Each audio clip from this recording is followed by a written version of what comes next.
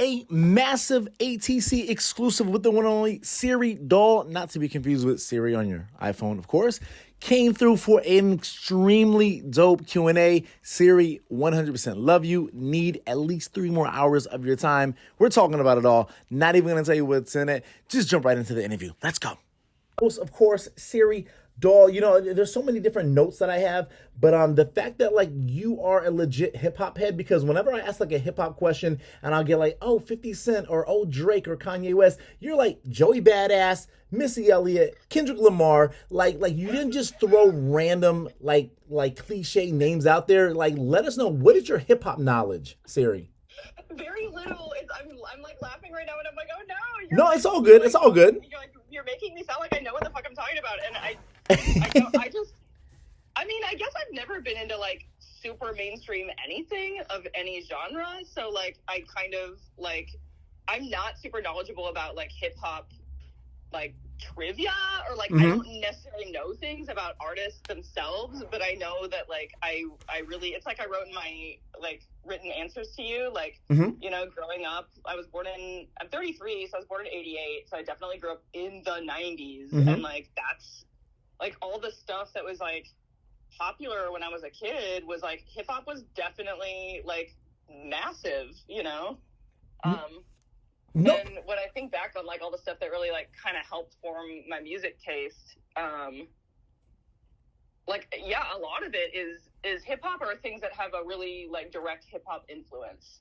No, for sure. And what's so dope about it too, Siri, is like, it's always amazing that people, they kind of get overwhelmed. They're like, oh my gosh, hip hop trivia or I don't know. But then like you turn on the TV, right? You see Lil Nas X on a Uber Eats commercial with Elton John, right? You see Cardi B hosting the AMAs. Snoop Dogg is literally like doing Corona. He's out there, or not coronavirus, but like the Corona drinks, right? Yeah. He's like with Martha Stewart doing crazy stuff. So like I think that we're just at that point where like we don't even realize it, but like hip hop is like all over the place, and it's kind of been like that for a while.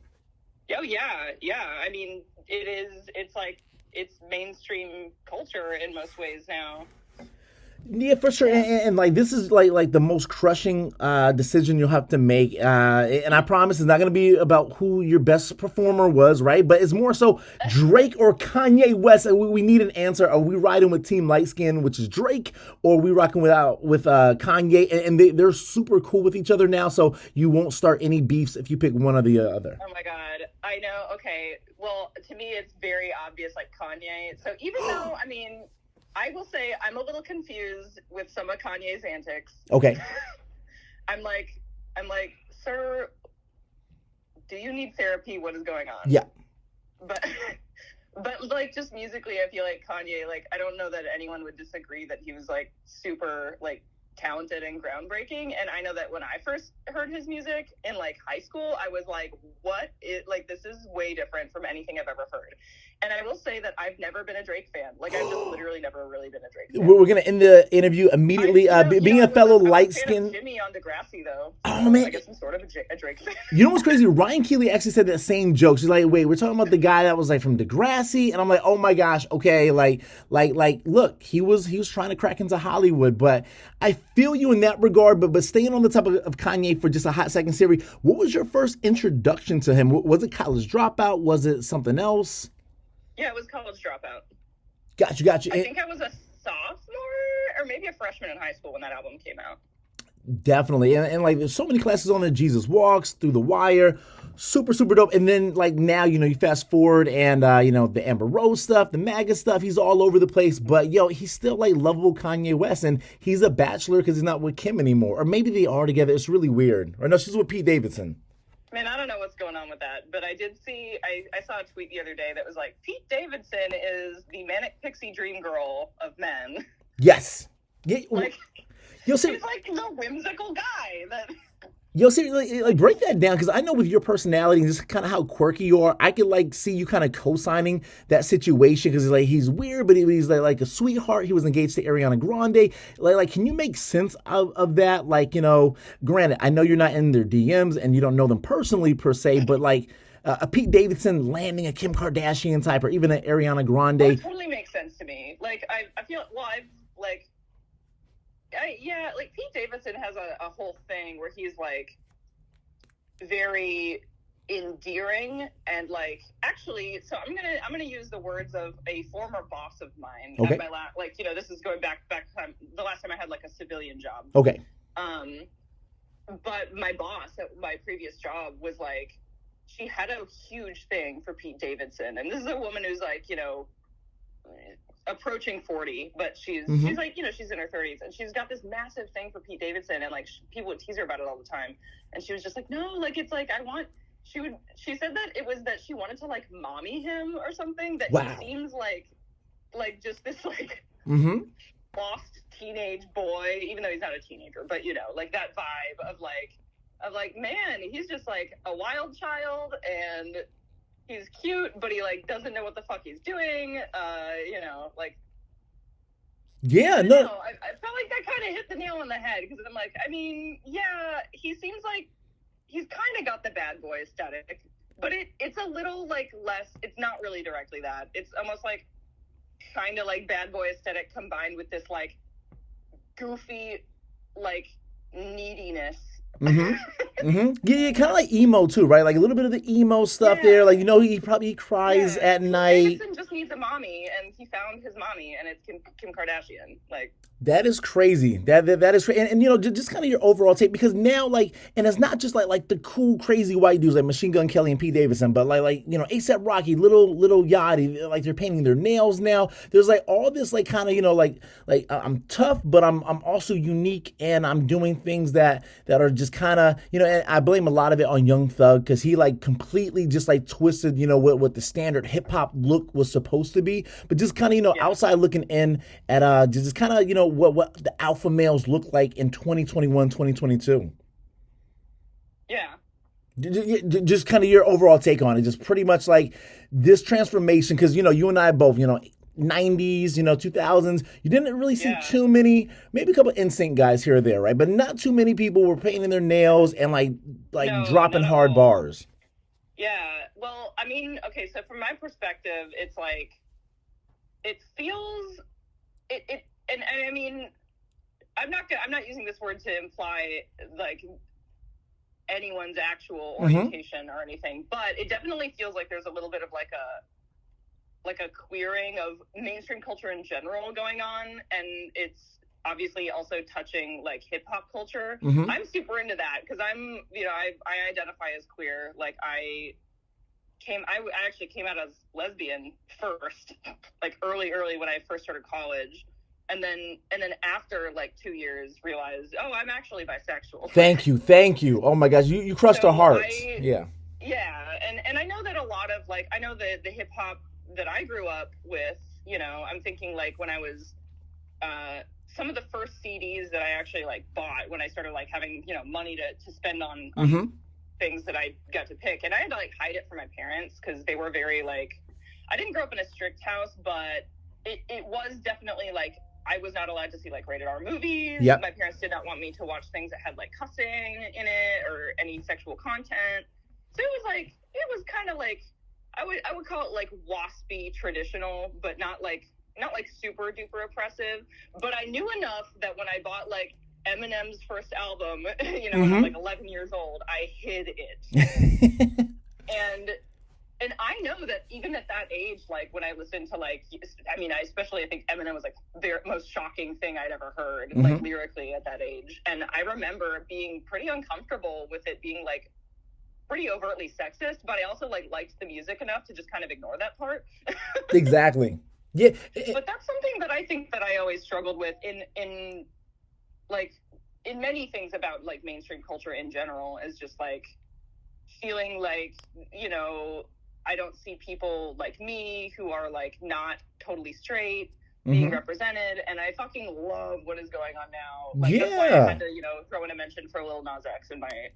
No, I want to crack into that, and just real quick before we do talk about Lil Nas X, also, as you're talking, and I'm starting to think it's kind of like, and I'm pretty sure you remember this, like, years ago, right? Like when Kanye like started wearing like the tight pants, it's like, oh my gosh, guys can't wear tight pants. It's almost like that's what it is with the nails right now, right? Like now tight pants have been accepted. Now you're starting to see like, a lot of hip hop artists, Machine Gun Kelly, Lil Nas X, a lot of folks that are just like, yo, I'm cool. I'm gonna paint my nails, and I bang a lot of women, or per se. Yeah, and I love that it's like I do love seeing that, because I know a lot of hip hop culture is also just style, and it's cool to see men being able to just like wear a style and it stands alone, and like, you can be a fucking like cis straight dude and you can paint your nails and it does not mean anything other than you thought it looked cool that day. Like 100%. Definitely. And it's funny because there's very few ways in which women have privilege that men don't, but that is one of the very few ways that women do have a special, like, we get to play around with the way we look, and it's, I mean, there's definitely like slut shaming that happens, but generally, like, if a woman chooses to do a certain makeup look one day, or like, just something that's a little more out there, like, it's hardly ever is anyone like, oh, what does that mean? So it's really cool to see things kind of slowly, but surely changing, where men are getting a little bit more of that. And I'm totally in support. Yo, I love the fact that you're a humongous Lil Nas X fan, right? Like, in the sense of, and it's so cool because, like, what seemed like, oh, is it a one-hit wonder? Oh, he's got a couple cool songs. Now he's not only putting out quality music, but, like, the fashion statements are crazy. He's kind of like doing with, not SZA, oh gosh, I can't think of her name right now. Oh my gosh, I'm blanking out. Anyway, Lil Nas X is doing so many crazy things, right? In the sense of just like mind-blowing outfits. I mentioned a few moments ago, I think before we started this recording, that like he's on commercials with Elton John for Uber Eats. Yeah. Talk about just your fascination with Lil Nas X. Yeah. I mean, I, like everyone else, I obviously was super into Old Town Road. How can you not? And I was like, I mean, what a way to like make a splash, And then, I mean, the way that he like got removed from the country chart too was fucking wild. He could not have planned for that, but I think it actually just helped that whole debacle around that, because it was just so fucking overtly racist that happened. And I also like, it was really when Montero like came out, because to be honest, like, I've been like, I love Lil Nas X, love his presence, but wasn't like die hard like listening to his music. But the second I watched the music video for Montero, I was like, oh my god, this is my people. Like literally, because it's just so goddamn queer. It's so like, I don't know what the word is, but it's just, you can tell that he's just like, I do not fucking care about people's expectations. No. Yeah. He's like dancing on fucking Satan's lap. Also, I'm super into that because I listen to a lot of like podcasts about, one of them is a podcast that like, they've done a whole bunch of episodes about like the satanic panic of the 90s and shit. So like literally everything about that, I was like, oh my god, he's like taking people's fears of like this like fake satanic panic and like turning it against them, but he's doing it in a way that's like super duper gay. I'm into all of it. and you know what's so crazy too, Siri? I think as dope as that was, when he's able to secure Jack Harlow, and then they do Industry Baby, because I know you've seen that one, right? Industry Baby in the jail. Did you see that video? Oh my god, that was. I think what was so dope about that is like, he's gotten Cardi B support, he's gotten a few folks, but he didn't really get like a real hip hop or like a male hip hop, straight male hip hop artist to really show him that support. When Jack Harlow stepped up and was like, yo, we're going to do a dope song together, I think that was such a game changer. Yeah. Yeah. I mean, I didn't really see that coming either. And I was like, fuck, that's very cool. Like, yeah, absolutely. Definitely. Few things that I definitely got to throw your way. Speaking about Jack Harlow being in Louisville right now, hopefully, can we publicize that, or should we like keep that under wraps that you're in Louisville area? Yeah. No, I am open about living. Gotcha. Okay, we don't have to edit that out, Trenton. So that's our production guy right there. So no. So the fact that he's out there, I'm just kind of curious. How have you embraced the Louisville culture? Because obviously, born out there in Minneapolis, we all associate you with the LA scene. But now being in Louisville for the past few years, the culture out there, the Jack Harlows, the Bryson Tillers, the Louisville, Kentucky basketball team, all that good stuff.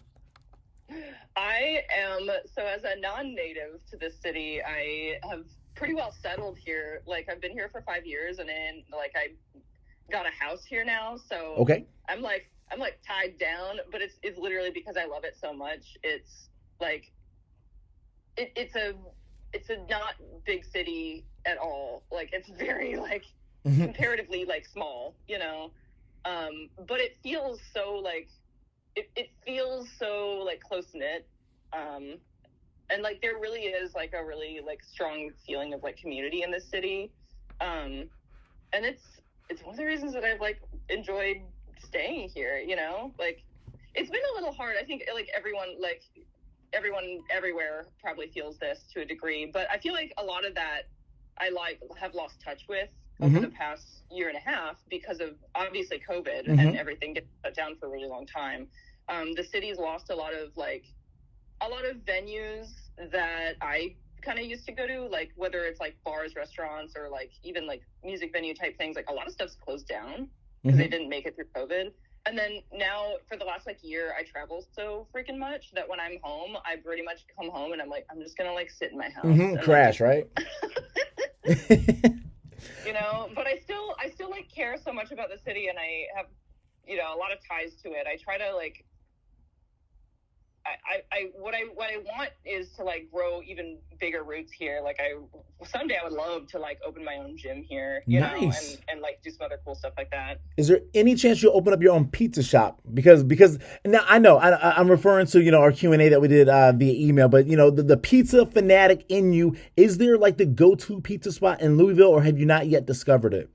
Oh, there's a fantastic pizza spot here, and it's so funny because it's very funny that you asked that question, because I literally the other day in the back of my head was thinking about like, you know, what kind of like cool businesses could I work on when I'm like semi-retired, you know? I'm and this is like years away. I'm thinking like when I'm like 45 and I'm like tired of shooting porn scenes all the time. Hopefully I'm actually still shooting by then. I don't have plans to not be in front of the camera, but there is a thing that comes with like as you age in this industry as a woman, you don't work as regularly, so like, and one of the things that I thought of the other day was like, you know, what if I like opened my own pizza restaurant? Nice. Yeah. I just, you know, I'd have to do it not too close to the one that I really like, because I don't want to compete with them that hard because they're really good.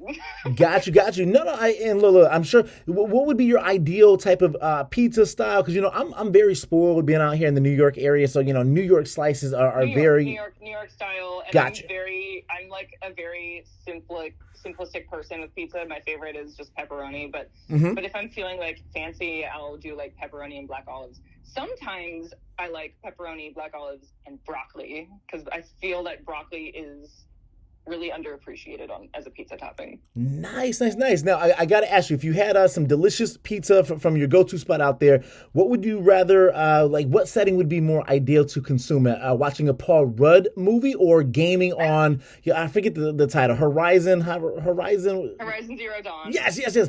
Gaming goals and pizza, or movie goals with Paul Rudd pizza? Oh my God. I would say movie, only because if I'm eating a New York pizza, my hands are going to be a little greasy, and the idea of touching a controller in the middle of that gives me so much anxiety. Got you. Well, you know what, and kind of backtracking, or not even backtracking, but sticking on the topic of Paul Rudd, when did that fascination really fall into place? Because I do happen to agree with you that in recent years, he's become like the hunky Ant-Man guy, right? And like, I know he's been doing movies for years too, but like just in his 40s, he just blew up to being like, wow, he's like comedic, but kind of hot, right? So, all right. So Paul Rudd in like Clueless in 1993 or 5 or whatever. That was the first time that I ever saw him. I think it was the first time most people saw him. But I mean, I don't even know how old I was when I first saw Clueless, but very, very young. And then I just instinctually had like a thing for him.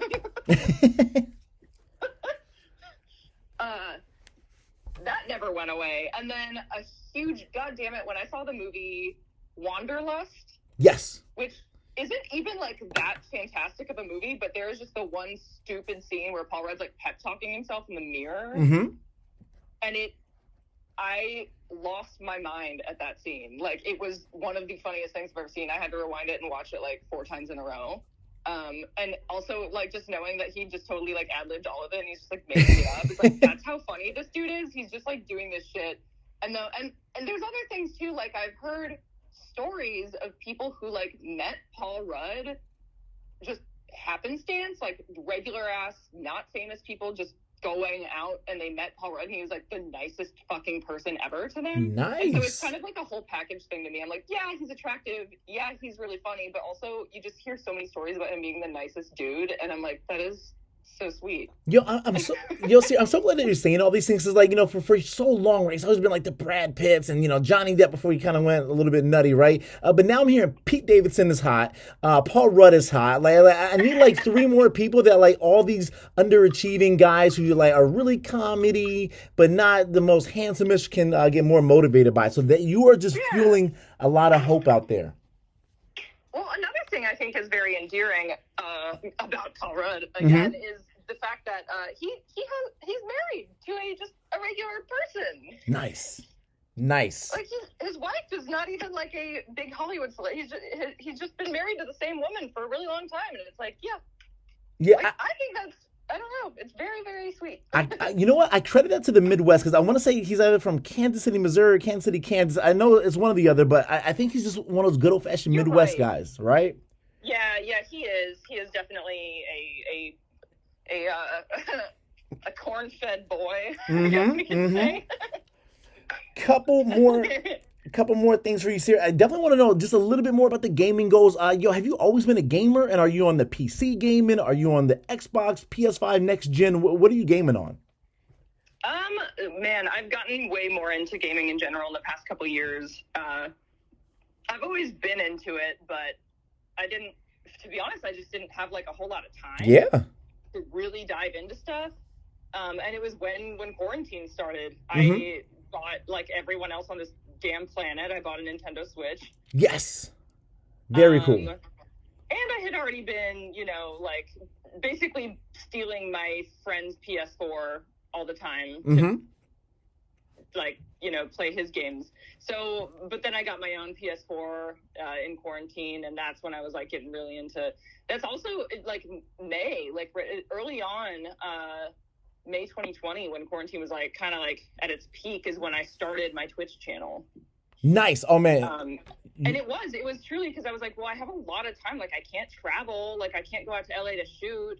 Like I can shoot stuff in my own house, but I can only do that so much. It's like getting boring. So I was like, I need like a new thing that will not only like be a business, like, source of business income for me, but also like keep me entertained during this awful time where I'm shut indoors all day. Yeah, for sure. And there's so many different platforms, especially Siri. And I know for you, you got SiriDahl.com, Twitter, Instagram, Twitch. You had the podcast run and so on and so on. And like, are you present on TikTok? And not only just that, but how do you kind of juggle all those platforms? It's a lot. I mean, I do sleep, but I don't do a whole lot other than sleep and work. Got it. I try to make myself take days off and evenings off and stuff, but it's a lot. Like I'm busy all the time. It's definitely helpful that a lot of it feels like play,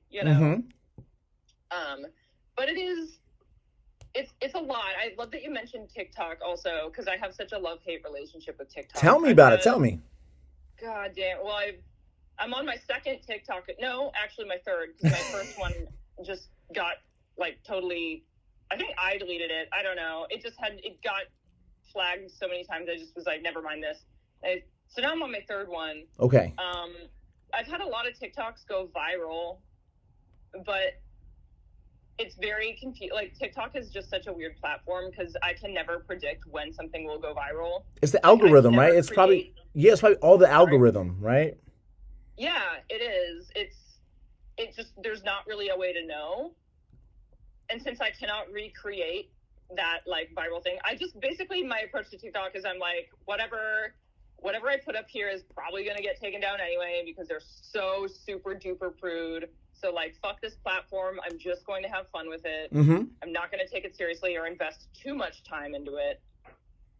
Exactly. Because what's the point? It might just get deleted. No, for real. And you know what's serious? It's crazy because I was just having a conversation with somebody a few days ago, and like I don't know, this was like a random run-in on my end. They were just like, with your personality, and like they didn't even know about tactic culture or anything. It's just like a random, New York interaction with the female. It's like, just look, you need to be on TikTok, do daily content, and like just the algorithm will work. So I think for TikTok in particular, it may just be like that commitment, and just like little by little, and just like letting like all the stuff behind the scenes just kind of figure itself out. Yep. I mean, lately, like, kind of, I've been joking about this, but one of the things that has basically turned into my brand on TikTok is like replying to troll comments. Like, if you look at my TikTok, most of my recent ones are me interacting with the troll comments I get, and like kind of being dismissive in a funny way, and like giving them shit for it, and it entertains me.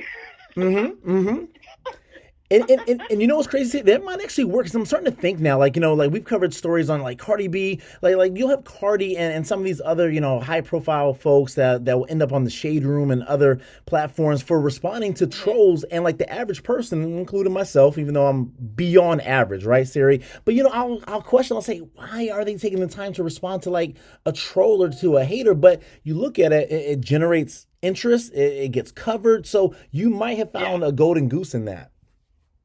I mean, I think it is funny, because I do actually get, whenever I do these TikToks, I get a lot of comments that are like, why are you even giving them the time of day? Just ignore them, Siri. And I'm like, okay, well, number one, if you saw the amount of troll comments I see, you'd know that I am ignoring like 99% of them. Yeah. What I do, though, is when I see a comment that is just so overtly terrible and mean, or like there's something about it that I'm just like, you know what? This person went above and beyond with this remark. One of the reasons that I like responding to it, especially in the TikTok format, where, it puts the little, like you can reply and it puts the comment on as a sticker on the video. And so everyone can see it. They can see the person's username too. But then like the reply is the video that I'm doing of myself. Like, to me, I'm like, well, yeah, like I'm calling out like the ridiculousness of what this person just fucking said. And in a way, I kind of do it because I get a kick out of it. Like, it's usually kind of funny to me. And then the other thing is, it's also sort of educating a lot of my fan base about like, look, this is like the shit that people say to me about me. And just because I'm, to some degree, like a public figure, that doesn't mean that it's okay. And also, usually when I reply to the comments, the ones that I do reply to, usually there is like an ethical reason behind why I'm bothering to reply. And a good example is like a lot of the videos on my TikTok currently are me interacting with like kind of shitty troll comments about me having breast reduction surgery, which I did that. It's been almost 6 years now, but and that's a decision I made about my own body and my own health. But I get a lot of like really weird comments from guys on the internet about it. How? And that's not shocking, Siri, because men are idiots. Sorry, go ahead. No, I didn't mean to interrupt you. I just want to say men are idiots, and including myself at times. And like we don't realize that, oh my gosh, we want to see bigger boobs, when in reality, like you said, it's body related. Like, I dated a girl who had size D breasts, and like they really are heavy, and my back hurts. I'm like, oh, but they're size D's though. So yeah. And so you get that, and I think a lot of men who have dated any woman with a large chest they probably have a degree of understanding there. So that's another thing, is like when I see those troll comments, I'm like, tell me you've never touched big titties without telling me you've never touched big titties, because the fact that you're so annoyed with me for changing my body definitely tells me that like you just do not know what you're talking about. Yeah.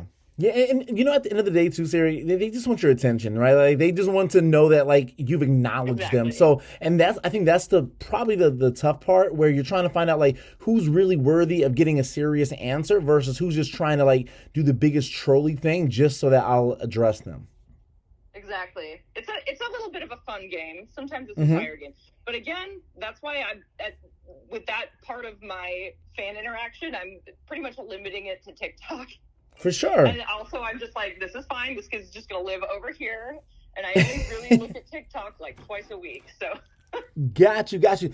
Siri, I know we went beyond 10 to 15 minutes, and I just want you to know for the part two, when you're able to like take another breath, like we got to talk about horror movies, the first gig at Target, Target over Walmart. We got to talk about, I'm looking at all my notes. The fact that Pizza Slut is a real nickname and the real reason behind the PS on your name. We got to talk a little bit about vaccinations. There's so many dope things your love for Cardi B, but just to kind of bring things full circle, just kind of one thing that I'm curious about, just, being on so many different platforms, being a content creator, having you back from retirement, all this stuff, the avian nomination, oh my goodness, taking the time out for a Q&A. How in the world do you juggle so much stuff, and how in the world do you get 7.5 hours of sleep? That's unbelievable.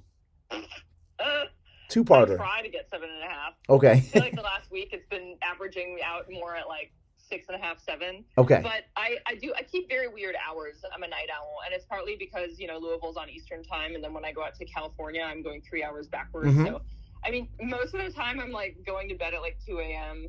and waking up at like 9. Got you. Oh man. Yeah, I don't know how I get shit done. I just try. I try to be organized. Got you. And with your reintroduction to especially the industry and whatnot, just, with that slight time gap and, like I said, back in full effect, is it different strategies involved now? Do you take your past experiences and kind of just see like what the current atmosphere is? And of course, there's so many more platforms now. It seems every day that there's a new app or a new platform that you can be present on. How do you kind of pick and choose where you need to be seen at? Yeah, I mean, I think for me, OnlyFans is definitely like the biggest platform. Mm-hmm. It has more traffic than everywhere else, mm-hmm. pretty much. So, but back there was I don't want to like take up too much time. No, you're good. Detail about it, but there was the OnlyFans scare back in August. Oh my God, tell me. That was crazy. Well, I don't remember exactly. It was like August 20 something. It was like toward the end of August. I think. But they made an announcement that they're gonna forbid porn on the platform. Nudity, yeah. Fucking lost their minds for like 48 hours, and then they said, "No, never mind. We're not gonna do that." Yo, and let me just say real quick, Siri, that was so crazy because I think it was like by October it was gonna be completely stopped, right? Like banned. Yeah. So and like you said, that outburst was so crazy, and I remember like TheVerge.com did articles on it, like basically, everyone.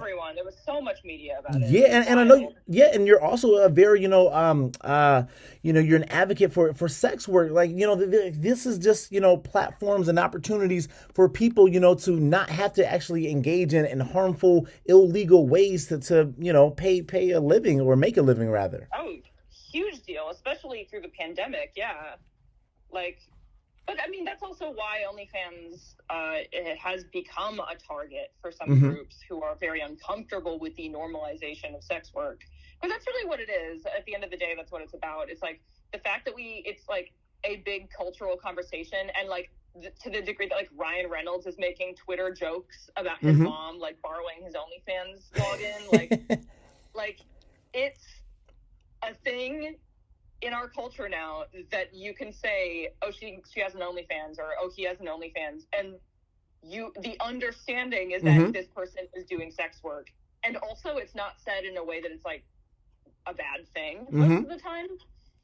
And I think that is hugely meaningful for our culture to like kind of working through this process of making sex work normalized, making it more acceptable and less stigmatized. Mm-hmm. And of course, though, while that's happening, that means that anyone who's uncomfortable with sex work or doesn't want it going on is going to be deeply uncomfortable with OnlyFans being a mainstream thing. Mm-hmm. And so that's the reason that OnlyFans said that they were going to disallow porn is because MasterCard, the credit card company, decided to impose new rules on all adult content websites. And those new rules went into effect on October 15th. Those rules were imposed. They are in effect now.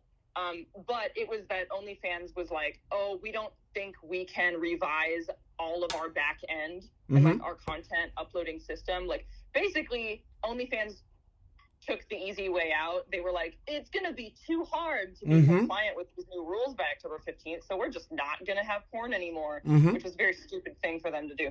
And that's why they reversed it. You know, when they realized how devastating that would be, I think they were like, oh, never mind. We'll just like put a whole bunch of money or whatever resources we need to into like making sure we can be compliant with these new rules by October 15th.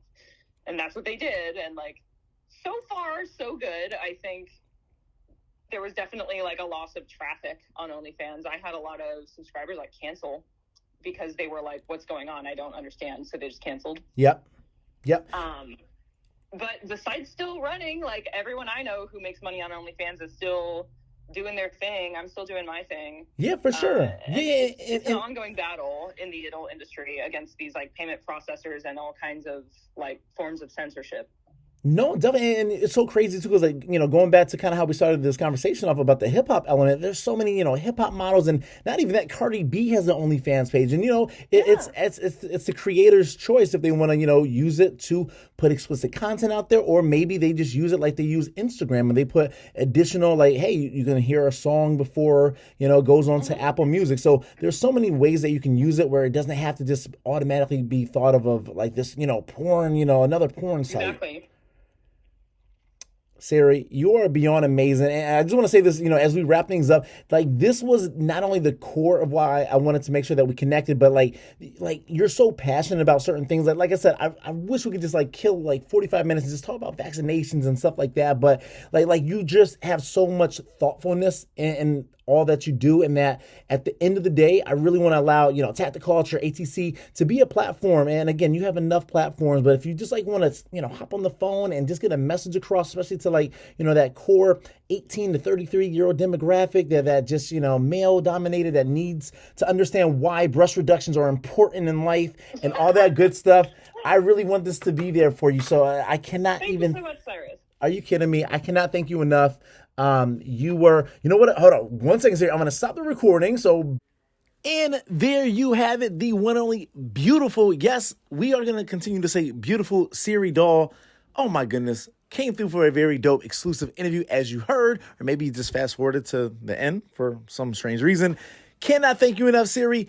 As always, make sure to subscribe, like, leave a comment. Let us know who you would love us to talk to next. Of course, make sure, yes, you subscribe, all those good things. And stay tuned for the next dope exclusive coming your way from tacticculture.com.